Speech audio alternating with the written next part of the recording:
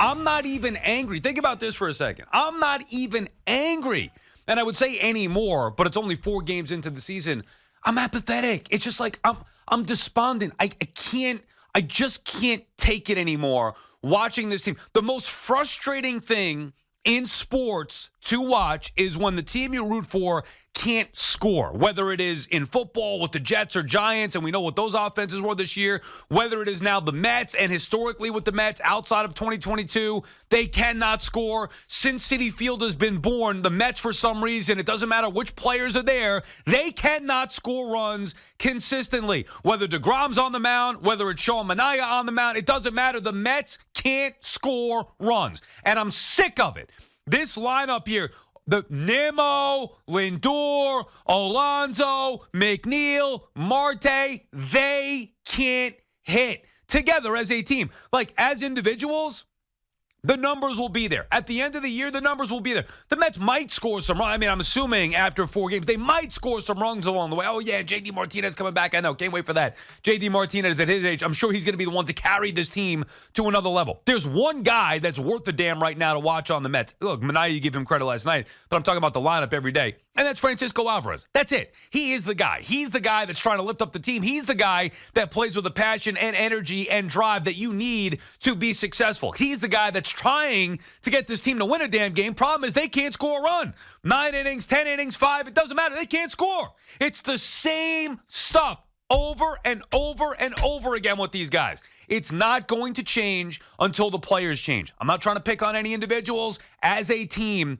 they're not any good. Those are the facts. They weren't good enough in 2022 when they got swept by the Braves or beaten by the Padres in the postseason. They weren't even close to good enough last year. The pitching was just part of the problem last year. The offense, the core group, that was the main problem. Whether it's Lindor and his slow starts, Pete and his average, McNeil and his average and his antics and all that nonsense, Marte and his health, Nimmo just being there.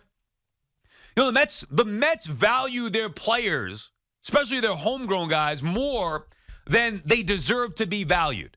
They're not the stars that the Yankees have or that the Braves have or the Dodgers have or the top teams. By the way, not even the mid-level teams. Because the Mets can't score. Why is that? They're at home. They're playing. You know, the Brewers aren't some world-beating team. Most people are picking the Cubs or the Cincinnati Reds in the Central Division. Brewers aren't that good. The Tigers, come on. I don't care about their 4-0 start. They're the Tigers. You can't beat the Tigers at home, let alone beat them. The Mets get 1 hit on opening day, and then they can't score a run against the Tigers. Why is it? Oh, but Sal, Alonso's great. He's going to be the greatest Met ever. He's got a son. And I agree to a certain extent. And that says more about the organization than it does about Pete Alonso. You know, Pete could go out there and hit home runs and all that. That's fine. But watch him individually. Watch Lindor individually. Watch McNeil individually. Watch them as a team, as a lineup, and tell me that something's not wrong. Like, how much more do we need to say? It's not 4 games. It's years of this, dating back to 2022. These same guys, what do you think? All of a sudden they're going to flip the switch? I said it yesterday. I felt it after opening day. I said it yesterday, mainly because I was off during the weekend. You know, when most people take off. You schedule Monday through Friday, you take off during the weekend. You know what I'm saying? So I was off on the weekend, so I didn't really say it. But, you know, the Mets continue to lose these games. They're not going to see 500 again. That's how bad this team is. Even with the lowered expectations, the Mets sink even lower than that. And it's not about the pitching staff, which we all knew. Like, best case scenario, oh, yeah, maybe Severino figured it out. He was tipping pitches. Well, I mean, turns out maybe that was not the case as he throws BP again in his first start. All right, Sean Manaea, pretty good. Actually, not pretty good. He's very good in his first outing. Can he continue that? We'll find out. You know, Hauser tonight, we'll see what he could do. Hopefully he gets Senga back. Tyler McGill already hurt. Quintana, whatever, solid. But to me, that was never going to be the issue because I expected the Mets pitching staff to be bad or to not be the strength of this team. I thought maybe at times they'd be okay to keep them in a ball game, which they have. It's the offense. It's the, look at this lineup. Oh, maybe this team's going to be better. Remember when they said, I can't believe the disrespect from outside the organization. You know, I feel like people are underrating us, and I don't understand it. How are people dismissing what we... This is how people are dismissing. Because you can't hit. Pick a guy, any guy, outside of Alvarez. Can't hit. Can't hit, can't hit, can't hit. Hasn't hit, won't hit, can't hit. Wait 2 months, maybe he'll hit. Oh, yeah, the numbers might be there at the end of the year, but not enough. It's the same thing over and over again. And I firmly believe it is not going to change until Francisco Alvarez takes more of the leadership role on this team, more of the reins of it being his team, and some of the younger guys come up. The Triple-A Mets, Hoff, the Triple-A Mets are more exciting than the New York Mets, and you know that that's a problem. Right. Well, that's actually something I'm looking forward to because I think that David Stearns is not going to just sit there like Billy Epler did the past 2 years and wait around and wait around and wait around. I think he will dive into AAA sooner than later when, Brett Beatty continues to struggle for a month. If Harrison Bader doesn't do anything offensively, I think he's going to start making call-ups sooner than later. But here's the thing is, it's 4 freaking games, Sal. I mean, can we calm down? We're not going to do this all season. And I'm telling you, the one thing that is going to be stable all season long is the defense. And the Mets are going to be in tight games because of the defense. Yeah. And eventually, when those players start hitting, when Pete Alonso starts hitting home runs, when Nimmo, Lindor, they're batting under 100. Right. McNeil batting under 100. Once they start hitting, we're going to start winning games. Here's the problem, Hoff. And if you're just joining us, BT is out today. He'll be back with us again tomorrow, taking some time off with his family. He'll be back tomorrow, and we'll be doing the show live from Yankee Stadium on Friday, so we look forward to having him back. And by the time, look, the Mets are going to have no wins, and the Yankees are going to be undefeated by the time BT gets back. Doesn't matter. He can take next week off. It's probably going to be the same thing. It's ridiculous what's going on here. The opposite positions that both teams are in. Yankees look like world beaters on their way to a World Series win, and the Mets can't get a hit. Yes, you're right. At some point, their numbers will level off, and they will, I think, at least score some runs. Not going to be good enough. Out of the gate, this team needed to change the feel. They needed to change the perception.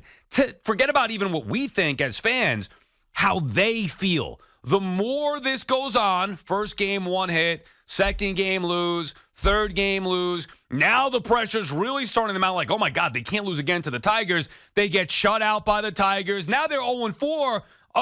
They better hope for rain so they don't have to play today because, it's ridiculous if they lose another game. They can't lose.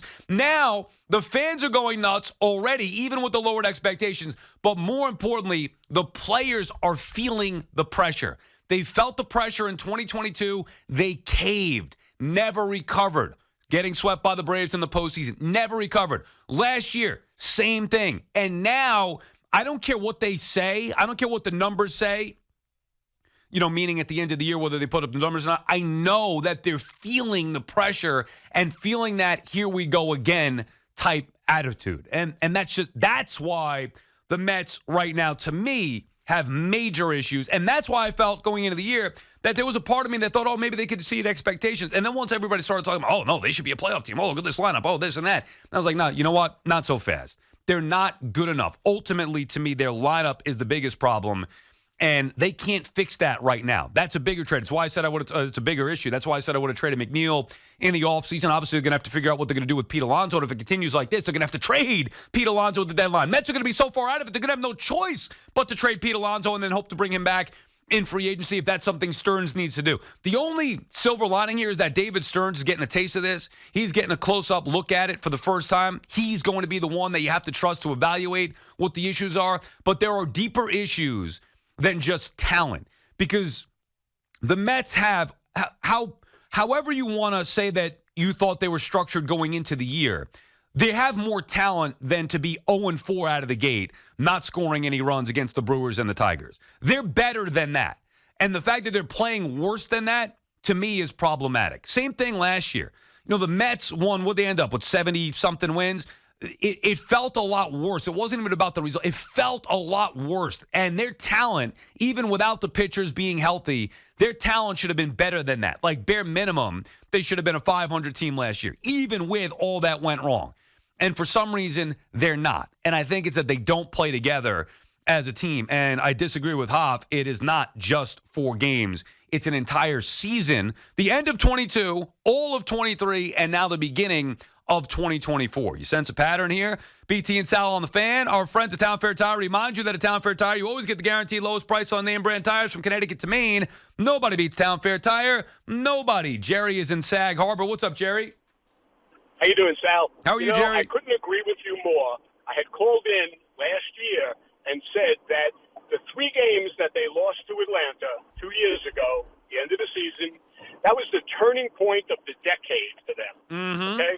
And what happened in that game, I don't know if you remember this, I watch every every game. On the Saturday game, they had Vogelback had just gotten a hit. They went ahead. I think they were ahead 3-1, and they had second and third and nobody out, and they did not score. Yeah, I They do. could've buried them. That was against. Who was that against? In Atlanta, you're talking about? The Saturday game. You know, in you Atlanta. made me think about it, Jerry, because you brought up the name Vogelback. Really, that was the turning point, because the Mets that year, we all said it, they had a chance. They had a legitimate shot to go to the postseason, go win a division, go out there and compete to win a World Series. And at the deadline, they did nothing. Matter of fact, they got Vogelback, and I was like, okay, well, yeah, that's whatever, an insignificant upgrade right now, but that's not the only move. And it turned out that Vogelback and Ruff were the only moves, and that wasn't good enough. And we all knew it. We all screamed about it. We all said it. And that was really the turning point. Then they lost Marte in September. Then they got swept by the Braves. Then they got beat by the Padres, and they have never recovered. I got one more thing, if Yeah. you let me say it, right? The thing is, you have Alonso, who everybody loves Alonso, right? He's a big hitter, a big star. But answer me this question. When has the last team ever won anything when your number 3 hitter is batting .222? Yeah, Name me a team that's ever had that. Well, that's Alonso, won anything. Alonso was more, and thank you for the call, Jerry. First of all, Alonso was a cleanup guy. I don't care what the analytics and data and all that stuff says. Alonso is a cleanup hitter. If you ever watch baseball in your life, you know what a cleanup hitter looks like. That looks like Pete Alonso. He's not a high average guy. He's not the best hitter on the team. He's the best power hitter. Therefore, he should be the cleanup hitter. So he shouldn't be the 3 hitter. And the average last year I thought was an aberration. And I still think Pete's going to have a big year. And as he does that, the Mets offense will start to look better. But there's still something wrong with the core group. Same thing with Lindor. I said it yesterday. I don't think Lindor's having fun. I think that's part of the problem. It's not a knock on Lindor. I think it's the pressure that comes along with being in New York, but more specifically with being on the Mets, who have been losing. And it prevents you from having fun. And Lindor clearly was a guy. He was nicknamed Mr. Smiles, for goodness sake. He comes here the first year. It was a disaster every which way. He hated the fact that he was being booed. The fans hated the fact that he wasn't doing what he should be doing and feeling like he's overpaid. And it just never – and as a matter of fact, I love Lindor and think he is underappreciated and underrated at this point. But he's not what he was in Cleveland. And he's also, even though the last 2 seasons have been good number-wise, he's got to get off to a better start. Somebody's got to carry this team early on when the rest of the lineup is struggling. Aaron Judge can struggle for 5 games, and the Yankees are okay because Soto and Oswaldo Cabrera are carrying the Yankees offensively. Or to a man, they work the at-bats. They work the count. They work the pitcher. The Mets just don't do that. They have one guy right now that's fighting tooth and nail in that lineup, and that's Francisco Alvarez. That's it. They're not good enough. That's the problem. Matt is calling from Ocean Township, New Jersey. What's up, Matt? Hey, Sal. Thanks for taking my call, man. I think you nailed it on the head. It's not 4 games. It's a lot more than 4 games. And, the bats are going to pick it up. But what do you think is going to happen to the pitching when the bats kick it up? Exactly. Then the pitching's going to fall off.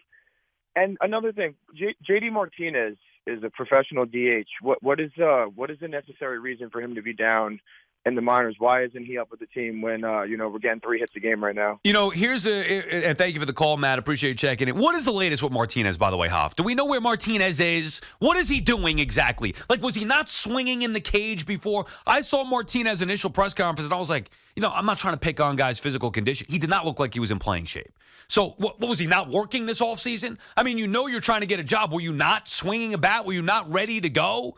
And this is part of the problem with baseball's free agent, process. The Mets get the guy. They need him on opening day. He's nowhere to be found. He's got to work his way back into game shape. What is the latest with J.D. Martinez? Where is he? He's still in spring training. He's still down there, and then he has not been assigned to an affiliate yet. Yeah. Okay. But by the time he gets called up, he'll probably be traded away. Well, it's already too late. It's already too late. They're 0-4. The offense is brutal. And guess what? J.D. Martinez can't save him. Just like last year where everybody's relying on the young guys. Oh, they got to get this guy up. They got to get that guy up. Vientos, Beatty, Alvarez, whatever. Get these guys up here. No, you can't rely on that to change your team. Remember, that was the talk last year at the beginning of the year. Where are the young guys? They need that, influx of talent. And then guys started getting hurt, and then you saw the young guys come up, and still the results remain the same. It's a problem with the core group. It's not the starting pitching, which we know is not very good. It's not even the bottom of the lineup or the ancillary pieces. You want to go nuts on Joey Wendell or Zach Short? I mean, come on. You can't go nuts on those guys. It's the core guys. Nimmo, McNeil, Lindor, Alonso, Marte. And I know Marte's been okay to start here, and he was an all-star in 2022, and he was hurt last year. But you get the point. That core group, not good enough. Pete is in Seaford. What's up, Pete? Hey, Sal. Good morning. You know, this first 4 games of the season for the Mets, I was talking to my buddies a few weeks ago. It's just a microcosm of everything I expected to happen. Yep. You know, the one game they hit, Severino was terrible. I mean, if you didn't think Severino was going to be terrible, I don't know what to tell you. But I agree with the last caller. Once the bats show up, the pitching is going to disappear. This team is not well constructed. And, you know, the same things that plagued Alonso last year. In the first game, with a man on in a big spot, what does Alonso do on opening day? He pops up on the first pitch, foul to the third baseman. Last night, DJ Stewart 3-0. After Nimmo, you know, could have been rung up twice in that at bat last night. He draws that big walk to set up, you know, Lindor, Caves, and then here comes Alonso. What does Alonso do? He swings at strike 3 on a slider 2 feet off the plate, which is something that he did all year last year. This is a guy in a contract season who I love. I defended when all the drama over the summer about Alonso and the locker room, and you know, I defended Alonso. I called you guys a bunch of times. But you know what? So far through 4 games, I don't see any adjustments from him. He's doing the same things that he was doing last year that led to him batting .218. What do you think, Pete, through the first 4 games of the season, what's the number one thing that has stood out as far as what Pete Alonso has done, period, not just on the field? What's the number one thing Pete Alonso has done that has stood out through the first 4 games? He's pressing already. Well, and you can't be pressing through 4 games. Correct. It's and I think they all are, Pete, and thank you for the call. Hoff, if I ask you that same question, what's the thing that stands out about Alonso's season so far, what he's done, not just on the field? What was the thing that stands out to you? I think his defense actually took a hit this year, personally. Well, defense hasn't been good. What about him dancing on stage at some concert? Oh, come on. That's don't the number do one that. thing. I don't care that he does it, but that's the number one thing that he's been known for this year. That is it. I don't even care. You go do what you want, but you got to win. I mean, my goodness, give credit to Boomer for calling him out for it. I didn't want to go down that road anymore with Alonso because it seems like I'm picking on him. I'm not. But you think that's a good look? Alonso dancing around like a clown on stage at a concert where the team can't score a run? You think Juan Soto's going to be pictured doing that? You think Aaron Judge will be pictured doing that? Look, when you're the guy on the team, you're held to a higher standard, like it or not. Alonso got to go out there and produce. Team needs him right now. They're struggling. He's got to be the guy offensively. Him, Lindor, all of them. It's not just one guy. All of them. John is calling from Greenlawn. What's up, John? What's going on, guys? How are you, John? I'm good. I want to touch on a few things here with the Mets. I just want to say one thing. It's been 4 games, and you guys touched on last year, but someone said that they were supposed to be a 500 team last year. You guys are riling up the fan base for no reason here. I get it. They haven't been hitting well the first 4 games of the year. I'm with you guys. It has not looked great for sure. It's 4 games though. Well, it's not 4 games. It was last year. All of last year. It was the end of 2022 as well. 100%, but that's what I'm trying to touch on. Is you're acting. Someone said that the Mets were supposed to be a 500 ball club last year.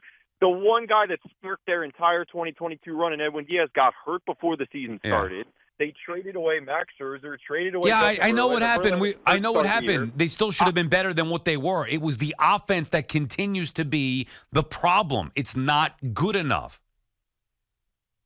And I don't disagree with you through 4 games this year, but again, it's 4 games. No, but that's right. But that's where we disagree, John. And thank you for the call. Yeah, the world is falling because the Mets needed to get off to a hot start. They collapsed. They got punched in the mouth and never recovered in Atlanta in 2022. So I don't know how your math works, John, but it's not just 4 games. 2022, September 2022. Brave series, end of 2022, postseason against the Padres. Then 162 games last year. Then 4 games this year. So to me, however which way you want to slice it, it's a little more than just 4 games. This team is not good, and they're not good, not because the starting pitching, like everybody said. They're not good because the lineup, because the team is not a cohesive lineup.